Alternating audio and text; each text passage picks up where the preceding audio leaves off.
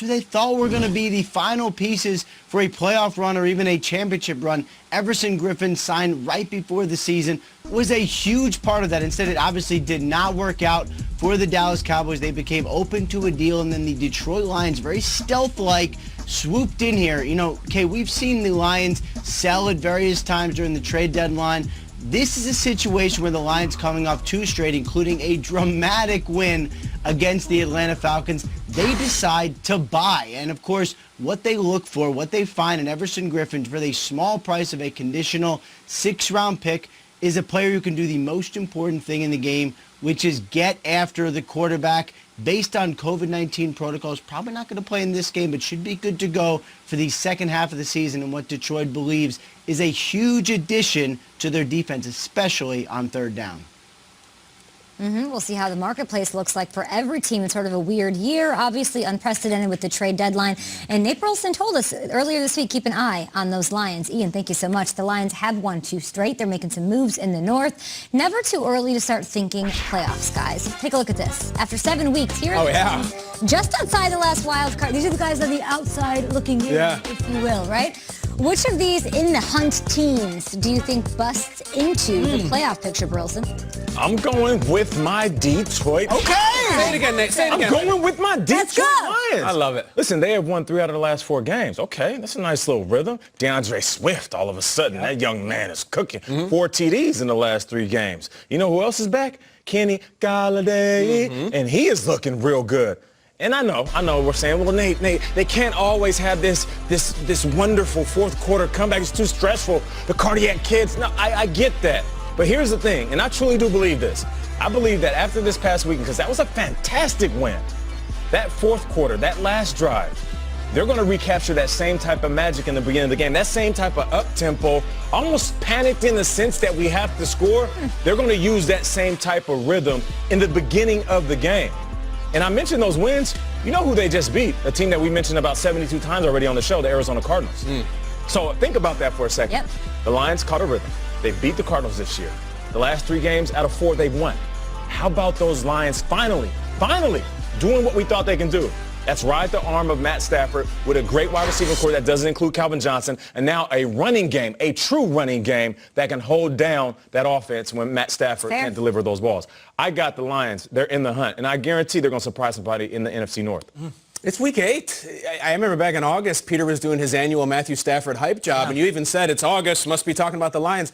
This Sunday's November, and we're talking about it. It feels good. Well, I'm going to go back. We used to be on a boat together, a little dinghy. And we used to be, yes. On a Lions ship. Exactly right. And the ship's still sailing. I want to go back to February, Monday, February 3rd, before the entire world changed.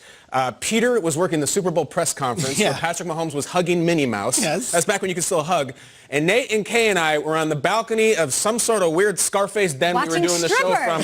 Exactly. We were. In the middle of the program down in Miami, Florida, in the beach behind us, there were 2 ladies that they possibly were adult entertainers. We're doing the hottest workout routine I've ever seen. At what time? I could not. The fact that you 2 kept your attention, I just love. Early in the morning? This is like Peter during the 8B block or whatever the hell it was. It was like one of those tetherball poles in the ground that people would work out on, and they were doing some other stuff. Yeah. Okay. It was a P96, I think it was called.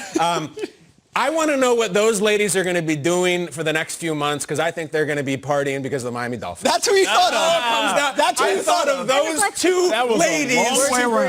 Have you guys heard my enthusiasm for Tua Tagovailoa? Like No, tell Here's me. my prediction.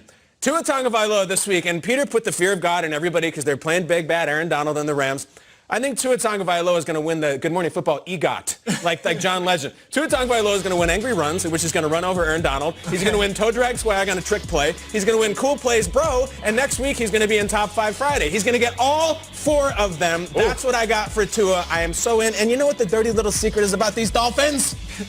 They have a top 5 defense. Yeah. Their defense is excellent. I love that. Now, here's the funny thing. They absolutely destroyed the Niners. Destroyed them.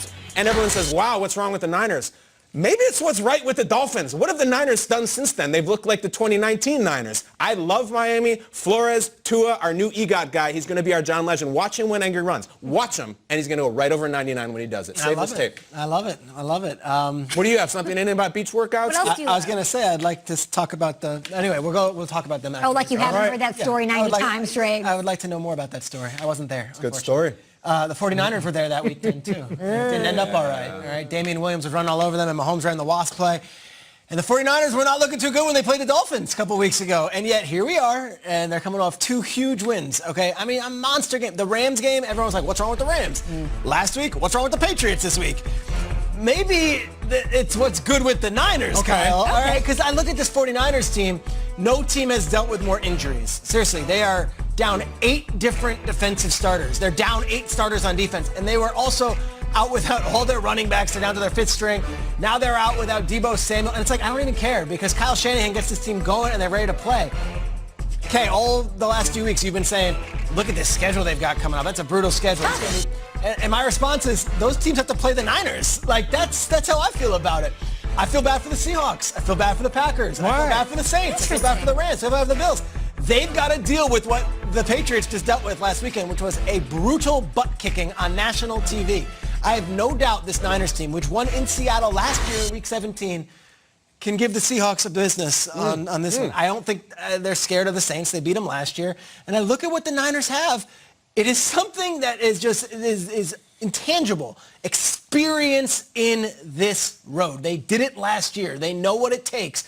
And I think they're all going to be getting healthier. The Niners, to me, are the team that I would least want to face out of all these in-the-hunt teams because they got a little momentum and they're going to get their health back. Great choices. I love being here in studio with you guys because you guys are such good work brothers that you always seem to leave the Saints for me, and I really appreciate that. Thanks, Kyle. They've got a game against the Chicago Bears. They're in the hunt. They don't belong in that column. They're sitting there at 4-2. They've had a revolving door of injuries. No Michael Thomas, no Emmanuel Sanders. Seems like the second one guy gets back on the field, another guy leaves it. We give Kyle Shanahan all the credit in the world for what he does when guys go out and making adjustments and making it work. We got to give Sean Payton that same respect on this show, on Good Morning Football. He's doing it. They've got 3 straight wins, and if they win against Chicago, and I think they do, on the with Cam Jordan and Marcus Davenport showing up, I think they leave that in the hunt column and they're squarely in the playoff race.